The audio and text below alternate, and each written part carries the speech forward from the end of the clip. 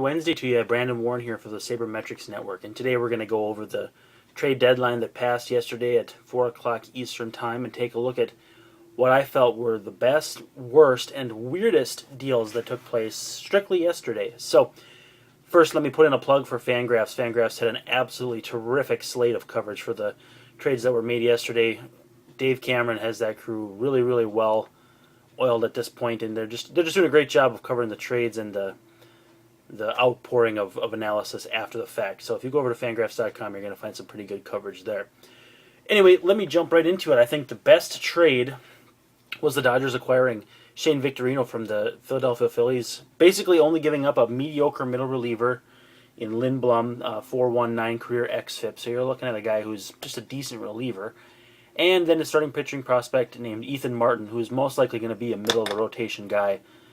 And so to pay that for, obviously it's a rental, Victorino's going to be a free agent at the end of the season and is actually maybe rumored to be asking for Adam Jones-type money, which is preposterous. Victorino's struggling this year. He's been a very good player, good center fielder, about an 800 OPS kind of guy year in and year out. But at this point and at this age, he's going to have to pick it up or else his financial prospects are going to take a pretty big hit. So I really like the aggression that the Dodgers have shown at this deadline. Obviously adding Hanley Ramirez was big as well. And they also designated Bobby Abreu for assignment earlier this afternoon. So lots of moving and grooving in the Chavez Ravine today and in the last week or so.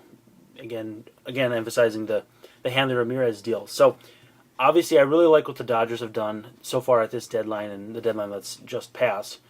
Let's move to the worst trade. Now, not really any of the trades were that bad. I think you saw a lot of deals that maybe favored one side or the other, but a lot of times what happens is if a trade favors somebody that day, 3 years down the road, the balance of power may swing in the other direction. And so a trade, though, that I didn't really like was Edward Mujica from the Miami Marlins to the St. Louis Cardinals for Zach Cox. I still think Zach Cox's star is relatively high, a third base prospect, first-round draft pick, I believe in 2010.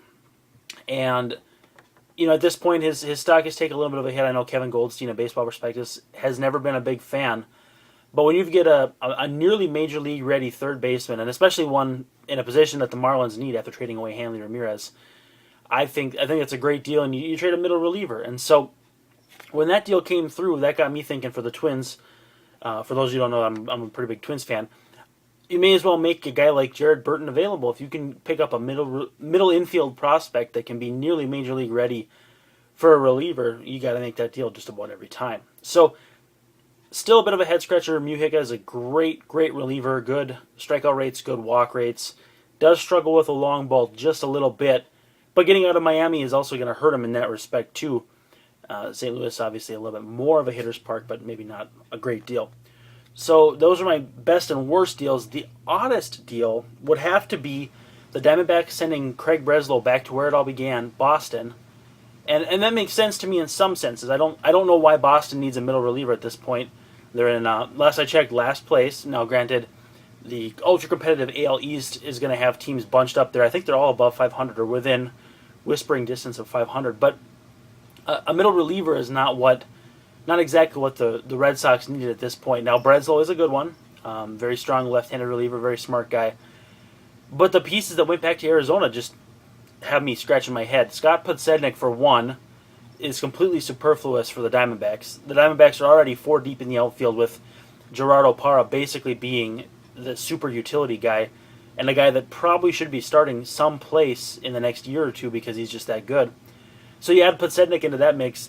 He's not the player he used to be. I believe he's having a pretty good season, but you just don't need him. And then Albers had a brief flash of strikeout stuff, but has kind of come back down to earth this year as well, with kind of falling back to his 6 strikeouts per 9 type of stuff. So that does have me scratching my newly bald head a little bit about why the Red Sox would like to do that.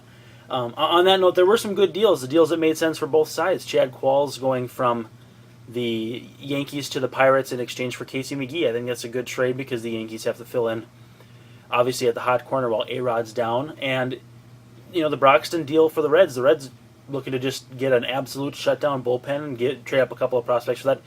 And again, the Pirates did an excellent job, too, getting Travis Snyder from the I always get him and Adam Lynn mixed up. Travis Snyder from the Blue Jays, and really only trading a spare arm, and there's plenty of arms to go around in Pittsburgh. And then also getting Gabby Sanchez, another great deal too. So their offense, is improved quite a bit over the last couple of days, and this is for an offense that did scuffle really badly out of the gate, but actually had picked it up as it was going on here in the season. So the Pirates are definitely playing for keeps, and I think there's a little cat and mouse game going between them and the Reds, and I think that may be the best race that we have coming down to the wire. The AL Central is going to be tough too, but obviously not as many big deals to swing there. So I think the NL West was definitely an active division, and I think the NL Central was as well. And I think those are going to impact the races very, very greatly as we head down the stretch run here and enter into August and the dog days of the summer. So that's what I have to say about the trade deadline. If you feel like you want to share anything, feel free to say something in the comments section, and I'll reply the best I can. And otherwise, hope to see you next week. Thanks, and have a great day.